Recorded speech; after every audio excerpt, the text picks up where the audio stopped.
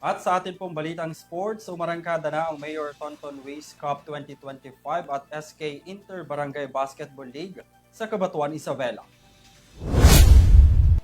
Ang naturang liga ay simulan nitong Sabado, February 8 sa Social Hall ng Bayan at inaasahang magtatapos sa Abril. Gaganapin ang mga laro sa araw ng Biyernes, Sabado at Linggo kung saan kasali ang lahat ng 22 barangay ng Cabanatuan. Bukas ang liga sa mga manlalaro mula 15 hanggang 30 taong gulang bilang suporta ng lokal na pamahalaan sa pagtataguyod at pagkakaisa sa sportsmanship sa bawat komunidad. Inaasahan naman sa naturang liga na magiging aktibo ang mga kabataan at makikiisa sa pagkakaroon ng matibay na pundasyon para sa kanilang talento sa paglalaro. Sa Biyernes, February 14, nakatakdang magharap ang Barangay Magdalena laban sa Kuling West ng first game, alas 5 ng hapon. Susundan yan ng Lapas, laban naman sa Magsaysay at Sampaloc versus Saranay para sa last game.